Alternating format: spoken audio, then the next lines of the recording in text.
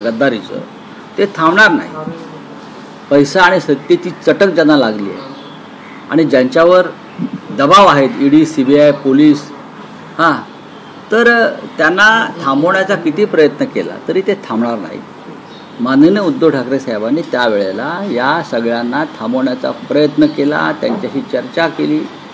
मी स्वतःसुद्धा त्यावेळेला अनेक बैठका होतो, पण प्रत्येकाची दुखणी वेगळी होती, प्रत्येकाचा आजार वेगळा होता, प्रत्येकाचा आजार दुखणं वेगळं होतं हे मला माहिती आहे। आता उदाहरणार्थ गुलाबराव पाटील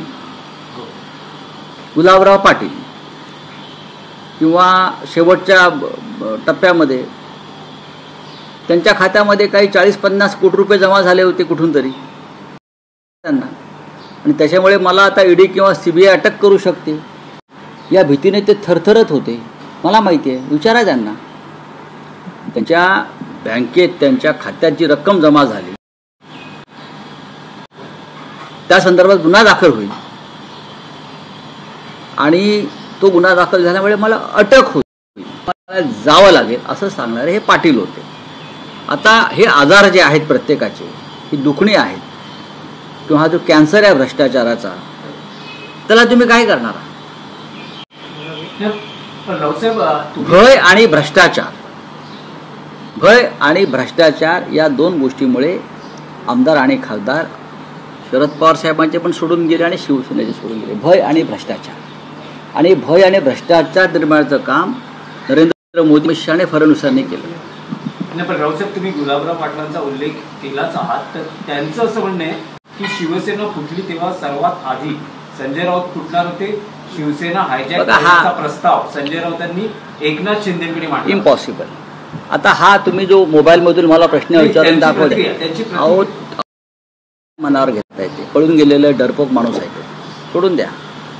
शिवसेना नक्कीच हायजॅक केली आहे निष्ठावंत शिवसैनिकांनी, गद्दार गेले, आणि आता ही जी शिवसेना आहे उद्धव ठाकरेंची, ही निष्ठावंतांची शिवसेना आहे आणि ही त्यांच्या ताब्यात आहे, हे बरोबर आहे त्यांचं।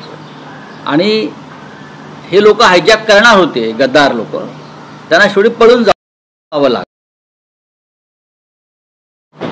भय आणि भ्रष्टाचारामुळे हे पळून गेले। रावसाहेब, कृषी मंत्री माणिकराव कोकाटे यांच्याकडून जी विधानं आहेत ज्यामुळे वाद होतोय ती थांबत नाहीयेत। एका बाजूला मुख्यमंत्री देवेंद्र फडणवीस असं म्हणतात की शेतकऱ्यांची कर्ज माफी योग्य वेळेस आपण जाहीर करू, तर दुसऱ्या बाजूला कृषी मंत्री असं म्हणतात की शेतकऱ्यांनी कर्जही भरलीच पाहिजे। बघा, कोण नक्की बोलबच्चन आहे ते बघावं लागेल। मला असं वाटतं मुख्यमंत्री बोलबच्चन आहे, त्यांचा आवडता शब्द आहे तो।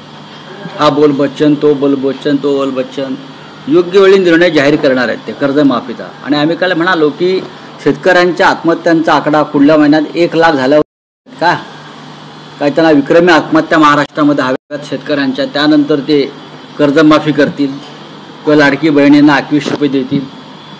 बोले आपका क्या है भाई? सर, जिस तरीके से हम देख रहे हैं कि युद्ध हो रहा है ईरान और इजराइल के, इसमें अमेरिका बीच में आया, वहीं प्रधानमंत्री ने भी जो ईरान के प्रेसिडेंट से बात करी है, पीस की बात करी, कैसे देखते हैं? देखिए, पीस की बात तो होनी चाहिए, युद्ध होना कोई अच्छी बात नहीं है, चाहे इजराइल की तरफ हो या चाहे ईरान की तरफ हो, चाहे भारत हो चाहे पाकिस्तान हो। नुकसान तो जो सामान्य जनता है उनको होता है, उनके घर जले जाते हैं, उनके ऊपर बॉम्ब पड़ते हैं, उनकी रोजी रोटी छीन जाती है, लोग मारे जाते हैं।